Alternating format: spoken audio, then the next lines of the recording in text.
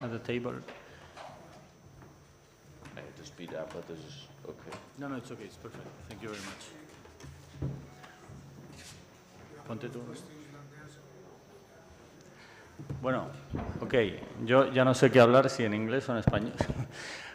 Vamos a empezar en castellano. ¿Alguna pregunta? Come to the table, Jürgen.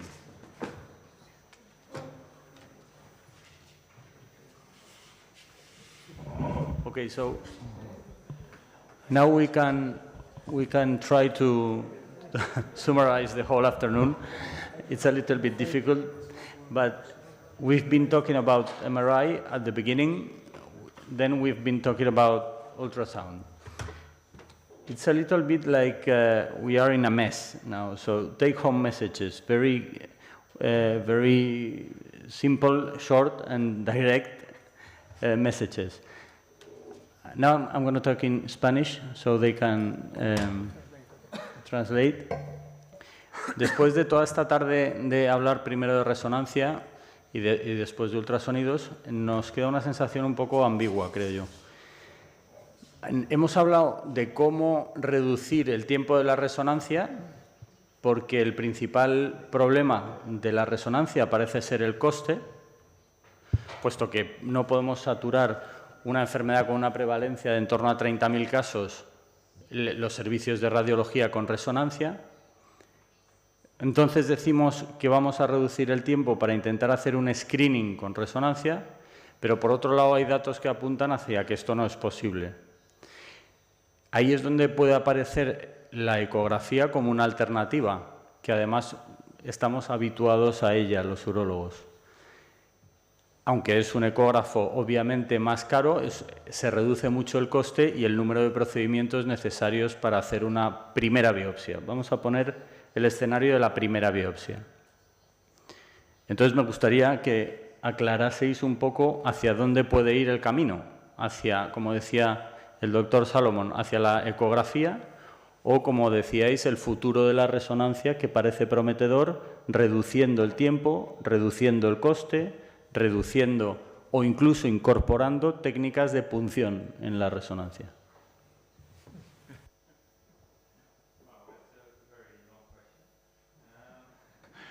And the answer is not very simple, to be honest. I think it's very difficult to look into the future, but what we can learn from the past is that a lot of efforts have been put into standardizing MRI. And what I see also with the ultrasound is that it will also take a lot of time to get to standardization. If you look at ultrasound or MRI, it doesn't matter. There's always the interpretation is always subjectively. Also, if you use primers or pirates, it's always very subjectively. So that's one thing we have to keep in mind. So we need something like quantification. We need a number to understand, is this ultrasound positive or negative, or is this MRI positive or negative? I don't believe that we should use MRI for every patient in case of an elevated PSA, because that's costing a lot of money, and most likely also not cost effectiveness. So the first step should be, before we think about using ultrasound or MRI as a screening tool, we first have to look at the cost, because we have to look what are the main players in the field. Is it ultrasound, is it MRI, is it the biomarker? Can we use combinations of that to select patients for this imaging modality or that imaging modality? I think that makes much more sense if you look at the cost and also look at your local situation, what is more favorable. And I'm not so worried about that MPMRI will be replaced by ultrasound. It's more important what is the benefit for the patient, and that's, in my opinion, the most important driver. So this question, I think. Oh, sorry. I think that sorry, now it's better.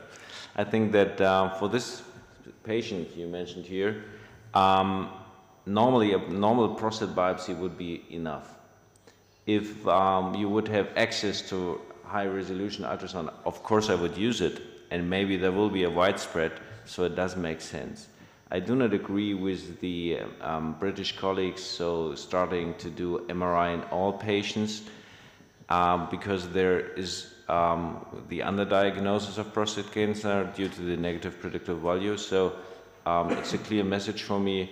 First biopsy, still the standard 12-core randomized. In case you get good imaging ultrasound systems like the high-resolution ultrasound or elastography or whatever, use it, but no MRI in upfront. Okay. Why not to use the best, excellent combination of both tests in the first biopsy, just to reduce the number of unnecessary biopsies? Why not to use micro ultrasounds, which is really a good device for the peripheric zone and the anterior aspect of the apex, combined with MRI that is better in the anterior aspect of the prostate and the transitional zone, and in the first biopsy optimize the result? Why? May I start first? So, good question. If it would be me or my brother, who I would say, go for the MR, go for the micro ultrasound, use elastography, whatever. But it's a matter of cost and time. And I would like to ask the auditorium, who is doing truss ultrasound for examination of you, for the patients? Just 1, 2, 3? So I think there should be more. But who's taking more time than 5 minutes examining the prostate by ultrasound?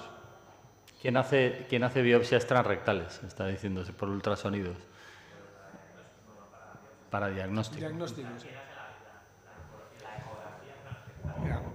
Even probably the first location for the micro ultrasound, it could be diagnosis instead of biopsy. If you have a patient like this, I say, I'm going to perform you a micro ultrasound, and I decide with this if I'm going to perform a biopsy.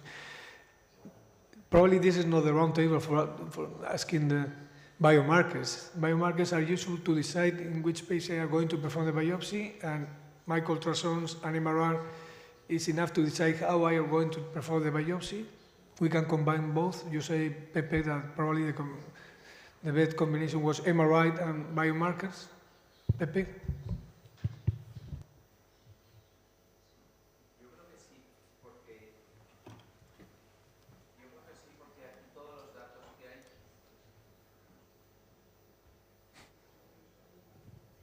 Yo creo que se ha de aprender a combinar ambas estrategias, porque ambas a mí no me han convencido que la curva de aprendizaje sea tan fácil, ni una ni otra. Y el biomarcador siempre te va a dar si realmente nos creemos el valor predictivo negativo tan alto, en un paciente tan extremo como ese de bajo riesgo, te puede ser costo efectivo, como he visto, para ahorrar una resonancia o la inversión y el aprendizaje de un microultrasonido. Es decir, que yo creo que las dos estrategias son válidas.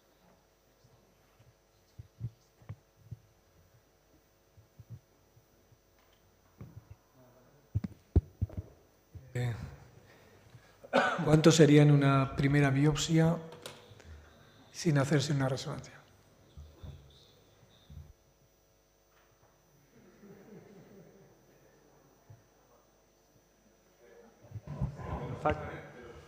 De los que están en la sala. Yo me gustaría... Yo creo que de los que están en la sala todos serían una resonancia y un biomarcador. Y si hay alguien que no, lo diga. But I think that's the problem. You have to assume that if you have all these tools in order to diagnose prostate cancer, you are going to use all of them. And probably it's not cost effective, it's really very difficult to support this situation. But if you use the biomarkers, I think the only one is not too expensive is the fee, but the others are as much as expensive as MRI. So I don't know if you perform a biomarker first. George? Just a short comment to the biomarkers. Most of the studies rely on the 12-core randomized biopsy. So this is not the exact best test. Just if the biopsy is negative and the biomarker is above a specific cutoff or below that, I think that doesn't make sense. So you should have another test for it to see the really impact of biomarker working. Right. So that's why, regarding your question or your comment, that's why I would like to ask Dr. Futter if I know that they have a very nice study, I don't know if ongoing or finished, the 4M, doing both, let's say, one of the select MDX, one of the highest BPN, and also a high quality MRI, as you do, and also the best biopsy we can do, which is a target biopsy, just a target biopsy. So I think these sort of studies are going to answer your question. With the best technique, the best or one of the better markers, and the best target biopsy in bore. I think it's in bore, is it? It's in bore, so it's in bore and 12 core afterwards. But at present, I'm not allowed to discuss the results yet. So the paper is in preparation. I have to be careful with that. He should next kill year, you. next year for sure. Podría matarte después. Una pregunta. Al final, maybe we are looking for the starting point, right? Because the biomarker maybe is the starting point, or the PSA is the starting point, and then the biomarker, and then the MRI, or then the ultrasound. That's a problem, because that patient before was the same one published by Shangit guy with the guy from ExactView. It was the same guy, but we need to find a starting point, no? And then an algorithm. So, yo ya no sé en qué hablar. So, what are the MRI limitations, and do you think that it is possible to have a low-cost MRI? First of all, I think you have to put things in perspective. If you look at the cost of radiology in Holland, and there's only 2% of the total health costs, and most of the costs are being are part of the medication and other tests.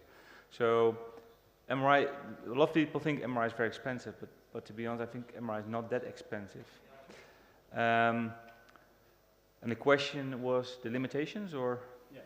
Yeah. Limitations, and if you think it is possible to have a low cost. Yeah, okay, the low cost.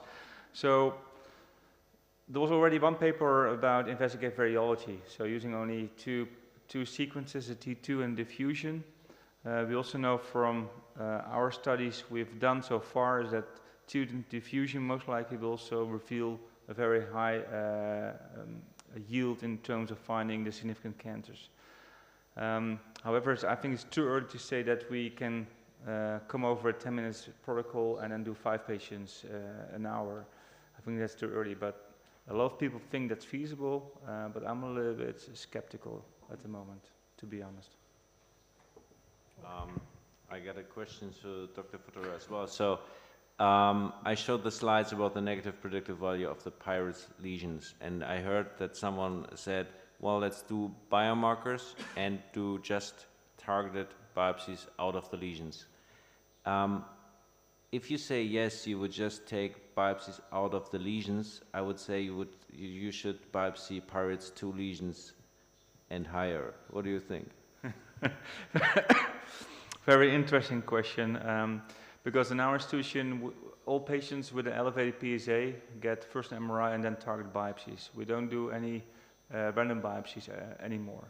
But you just target what you see in the MR? So either transmembrane fusion or in-bore biopsy. The negative predictive value is so high, so what do you tell the patients? You might overlook 30% of cancer? So what you say? No. So what we say is that if we have a Pirates 4 or 5 lesion, we do a biopsy. If it's a Pirates 3 and a PSA density above 0.15, then we do a biopsy, because we know, based on our cohort and retrospective of historical cohort, we know that we will miss cancers if we don't do that.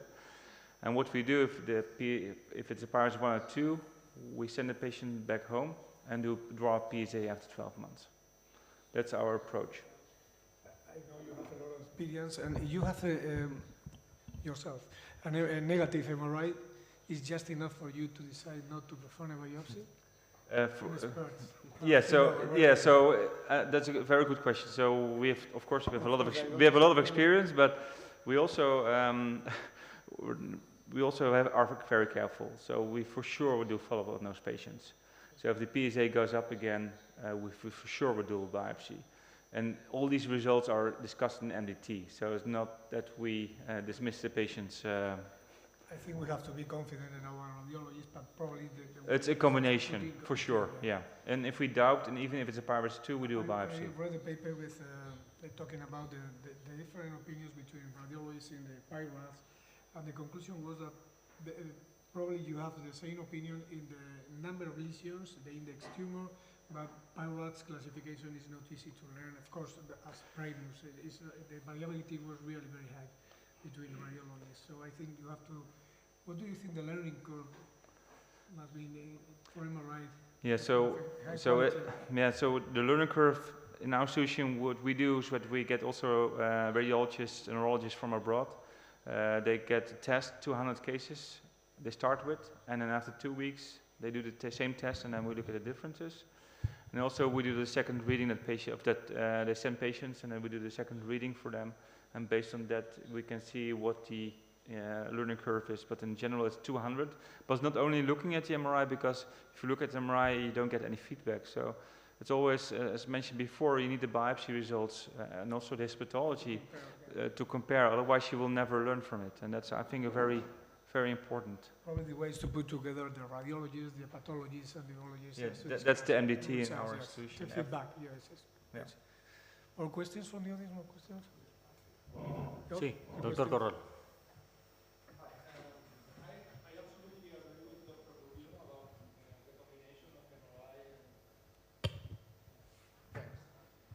I was saying I absolutely agree with Dr. Rubio's opinion about the fusion of the combination of MRI and biomarkers. In our institution, we are also trying to develop other biomarkers, and we are on research of them. But with PCA3 and 4K score, we tried some years ago to make some kind of clinical assay, but of course, the value of the determinations are what cuts our budget. So I would like to ask to the audition, how many of you do you routinely use biomarkers in your clinical practice? Because we can't afford this in our hospital. We have so many biopsies, so we can't afford that in budget. I don't do biomarkers. Okay. I can speak for the Martini Clinic. So we used to offer the patients PCA3, but actually we found out that it's not that helpful in rebiopsy patients. And upfront for the first biopsy it might be good, but not for the rebiopsy. So there is not a real request to PCA3 nowadays in our clinic. I don't know. I think there will be a renaissance for the biomarkers. So all the tests which we have talked about will get into clinic again. So I don't know why it stopped a little bit, but I think that's something. It's about money, I guess. It's so expensive. So we offer the 4K score and the Select MDX, but the problem is more of the patients that come from this, they are a second opinion, and they have previous biopsy performed, so probably it's not the best scenario just to perform the biomarkers. Probably the biomarkers, as Pepe said, are located before the MRI just to decide. I want for the biomarkers just to know prognosis factors. I want to decide if you have a high level of some biomarkers, this is in correlation with more aggressive tumors, and I have to decide to perform a more aggressive surgery, include the lymphadenectomy. I want more for the biomarkers, but nowadays the problem is we use the biomarkers, we offer the biomarkers to the patient, but usually in the second opinion, and they have previous biopsies, just to have more tools to decide what to do. I offer MRI, I offer biomarkers, and I sit with the patient and we build our nomogram, and I say you have 3 tests, 2 of them are positive, 1 negative, we are going to perform a biopsy. You have 2 negative, 1 positive, we can decide. And the way the MRI is just to decide how I'm going to perform the biopsy. If I want to perform a transrectal or transperineal, the anterior aspect, that's the way we manage in our institution. I think it's common because if you perform private medicine, you can determine whatever you want because patient pays the determination of the biomarkers. But in public health system, we can afford that. So you have to take back to the nomograms, to the risk calculators. But you have, imagine they cost the same, biomarker and MRI. What do you prefer first? If you can choose only one of them. MRI. Yes, that's. Okay, so moving on a little bit. Like 2 years ago or last year, Hash, the author from PROMISE, said that if you come from a very good test, like the MRI, and then you go back to the ultrasound randomized biopsies, you are like going to the Pleistocene. So is there a place in that setting for the ultrasound? I mean, instead of coming from the MRI, multiparametric MRI, that in the PROMISE setup, it's very difficult to have it in the real setting because PROMISE was very, how do you say that? Yeah, excellent in the realization of the MRIs. But maybe the ultrasound is not so strict with those needs. Absolutely. If you look to the data, like the PROMISE trial, it was excellent, an excellent center. They got good MRIs. They got excellent readers who knew how to read prostate MRI. And the question I had to you is, who is taking time for transrectal ultrasound? I think it's not more than 5 minutes. And how long does it take to analyze an MRI for you? 5 minutes maximum. Okay, for you. Wait, but sorry. How long does it take to take an MRI, to do an MRI? So in our institution, 25 minutes. Okay, yeah. So that's 30 minutes. Yeah. So what if we... 45. Yeah, it's an excellent center, but these urologists sitting in the room are excellent urologists as well. So what do you think about taking 30 minutes for examining, doing TRUS just in one patient? What do you think about that? What do you think you might see? The patient is going to feel... It would be a bit boring. Take biopsies. So that's the question. Can we avoid, George, performing MRI with ultrasound, make ultrasound in phase biopsy? Do you think if we increase our sensitivity to diagnose clinical significant prostate cancer with microultrasound, we are going to reduce the number of MRI we need for the second biopsy, for example? I think we do not know yet, so therefore I wouldn't recommend. Yeah, okay. Same answer. Need evidence for it. Yeah. I think we need all the tools. Probably, I think if you are going to you decide to perform a biopsy in a patient, you have to be as the better what you can do. You need the MRI and you need the make ultrasound, the elastography. You have a lot of experience in elastography. All the combinations, probably ways to perform a multi-parametric microultrasound in the future. And you need the MRI still because you have difficult zones to decide where is the lesion, small lesions and tumors located in anterior zone, transitional zone. Do you think something is possible to improve in the transitional zone, the MRI diagnosis? We have a lot of problems there. Yeah, so for sure there are several movements, especially if you look at diffusion, there are several ways to analyze that and to explore that. But I think it's also the high resolution diffusion, because now the diffusion, the image voxels are 2 by 2 millimeters. It's really large voxels. There's a lot of information in that voxels, and with current techniques you can go down to 1 by 1 millimeter, and that already gives you much more information. And more Teslas is going to... I don't believe in 7 Tesla. Of course, you we have a do publication research, with but 7 Teslas. Sorry? You have a publication with 7 Teslas. Yeah, so we have experience with 7 Tesla. And 7 Tesla means that high field strength, high SNR, but for anatomical information, you don't need more Teslas.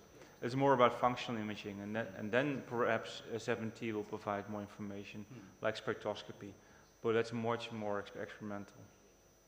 Okay, so coming back for the ultrasound, Dr. Salomon, focusing on the technique, we've been like 2 years hearing about transperineal biopsies, and now we have something else, and so we come back to the transrectal biopsies. Those limitations you were talking about, the big enlarged prostates and the apex zone, can you perform good biopsies there, or maybe is it feasible to have like with the steppers, the new transperineal approach? First of all, I think that transperineal saturation biopsies are ideal, so you won't miss cancer, but that makes like 40 to 80 cancer cores, and you cannot do that with a patient. So if you just go transperineal, it's ideal, it's a good method, but it's costly. So do you do it in an ambulance setting, or do you do it in anesthesia? With anesthesia. So this is something that's even more expensive than an MRI, I guess. The problem, For sure. the problem with ultrasound is there, of course, you said the size of the prostate. So if it's get too large, I think we got a big problem. And therefore, I would recommend do a good ultrasound. If the prostate is too large, go to Dr. Futterer for MRI, or to use it. When we performed the study during this year that Dr. Sanchez showed us a few minutes ago, we decided to be really very aggressive, performing such as like a saturation biopsy, 15 cores per patient. I don't know if we are confident now just to perform only biopsies in the target, on the targets, and only 3 per lobe, 6 more cores. Probably is the future, because 15 cores and the results probably can be magnified due to this fact. No, I don't know if the future. What do you think about that? Do you think we can be confident on? You mean to lower the amount of biopsy cores? Well, as being an EAU member, I have to follow the guidelines, and therefore a 12-core biopsy is still in my mind. You have to perform systematic biopsy, not only the target. I don't believe that we now, at this stage, have enough data and confidence that MRI or whatever imaging method is good enough to say we just have to biopsy the suspicious spot. I think we would overlook indeed aggressive tumor which might harm the patient in means of metastasis or prostate cancer related death. Okay. Is anyone on the audience, hay alguien en la sala que solo haga la biopsia de la zona que sugiere la resonancia, o añade siempre biopsia sistemática? Pepe? Bueno, no sé.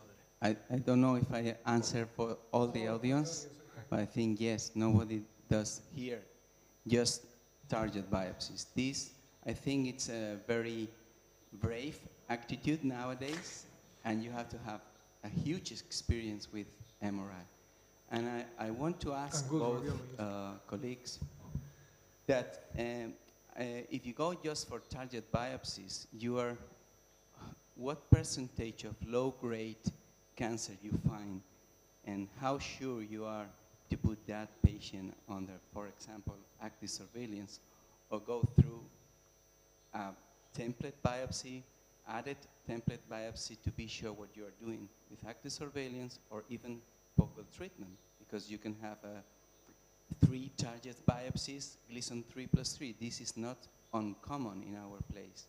So at the end of it, I think the good approach is what in this room we've heard about. It's a good idea to focus in an aggressive biopsy, the first one, combining everything. You have to label the patient, and then you do whatever you want with him. Because if you do just target biopsy, and I had just, for example, a 3+4 single core, what are you doing with that patient if he is 70? Maybe you are over-treating him just for a sample, for a target biopsy. But if you have a template biopsy, at least in my place, I am more confident to put him in active surveillance, for example. even more in the patient you are going to put on active surveillance. You need to optimize the result of the biopsy to be sure template. Then you're going to repeat another biopsy to be sure what you're doing. So I'm not clear myself at that point. Dr. Salmon is going to ask you. Well, for this Gleason 3+4 guy, I would say perfect candidate for a focal therapy, but I know the follow-up. And there was a nice talk at the ECE meeting last in 2017 in Barcelona. There was Professor Robol talking about how many cancers are we willing to overlook. That means, and you can maybe answer your question by yourself, if you got a biopsy and you got a Gleason 3+3 in 2 course, then you do a confirmation biopsy, same, and you do a multiparametric MRI, and then you say, okay, come back in like 5 years or 10 years, I don't want to see you anymore. And this is the risk of to overlook, but on the other hand, you might have the overdiagnosis of something which the patient wouldn't harm in any time. So. We are over time, but we are going to finish with this case. What about PIRAD-3? This is a patient, real patient, 65 years old, 3.9 PSA, no suspicious in the DRA. MRI, 53. PIRAD 9 mm suspicious lesion in right transitional zone. And the patient came once again with this PSA, less PSA than before, and without changes in 6 months. The first question is, I have to follow a patient with MRI, which is the best, you know, the best time period. Okay. Yeah, we don't do it within 6 months. We wait at least 12 months. 12 months. Yeah.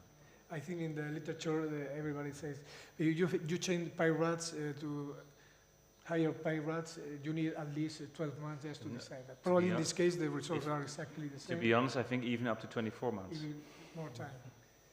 And the question is what to do with this patient. I want to show you the MRI. Biomarkers? The real question.